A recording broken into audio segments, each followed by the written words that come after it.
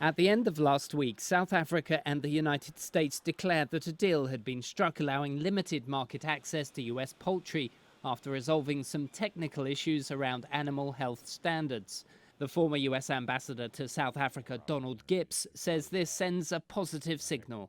There's a challenge in South Africa around sort of how fast to move around free trade and discussions around where their politics are heading. And I think this was an important signal to the American industries that they still are committed to having a strong trading relationship with the U.S. But this week, President Obama issued an executive order which will remove the benefits of duty-free access for South African agricultural exports starting on March the 15th. The South African Department of Trade and Industry says that presidential order will be lifted as soon as the first shipment of U.S. poultry enters the South African market. U.S.-African relations, as represented in the African Growth and Opportunity Act, is very important for the future of both our countries. So I'm keeping my fingers crossed that before that deadline occurs, the U.S. poultry will be able to enter South Africa without a problem. And that kind of will finally solve this very tortuous problem that we've had for the past 2 or 3 years. A deal was also finalized last week on U.S. pork and beef, but the two sides have not released any details so far.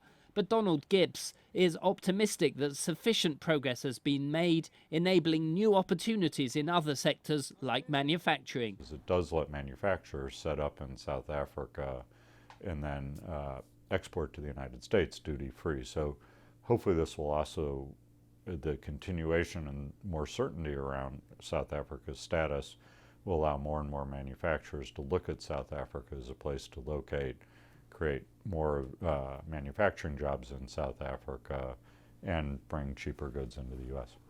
But for now, the focus appears to rest on the resolution of the poultry issue through the physical movement of chicken meat to South Africa. South Africa's Department of Trade and Industry says it's confident that the first shipment will arrive in the next few weeks, thereby lifting the threat of removal from AGOA.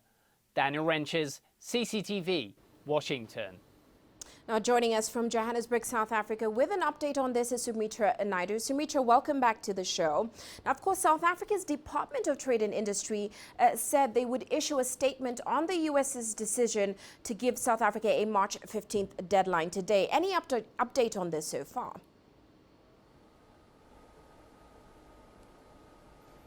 Yes, Uche, the Department of Trade and Industry did issue a statement this afternoon, really to clarify that South Africa's AGOA benefits remain in place, and the new deadline issued by President Barack Obama for the 15th of March will be lifted as soon as the first shipment of poultry enters the South African market.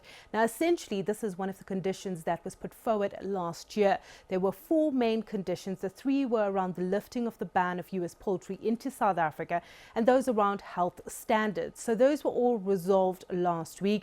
The 4th condition was to have U.S. chicken on the shelves of local stores in South Africa by the end of December. As we know, that deadline passed, and that condition has yet to be met. Now, Sumitra, we saw U.S. Ambassador Michael Furman actually warning that there will be more hurdles for Pretoria going forward. What are some of these other setbacks that we can expect?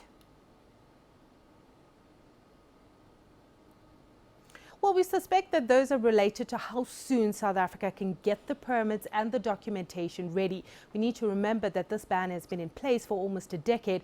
The government now has to start this process all over again. It needs to distribute import certificates for local importers so that they can start placing orders. On the U.S. side, the government's Food and Safety and Inspection Service also has to issue the relevant paperwork to U.S. exporters. All of this takes time, and actual shipments could take up to around 30 days. Now, as part of the negotiations, South Africa agreed to lift the ban, even though the U.S. failed to meet the country's health standards. The Department of Trade and Industry said it agreed after reviewing U.S. food laws to risk profile all consignments imported from the U.S. for the first 3 months. So South Africa will sample and test all those consignments for compliance, and the Department of Health will monitor these products after release from ports of entry. So it's not as easy as it sounds. There's quite a bit of groundwork involved before a South African could actually walk into their local grocer and buy chicken portions that were imported from America. Well, Sumitra, thanks so much for that update. Of course, she's joining us from Johannesburg. Now,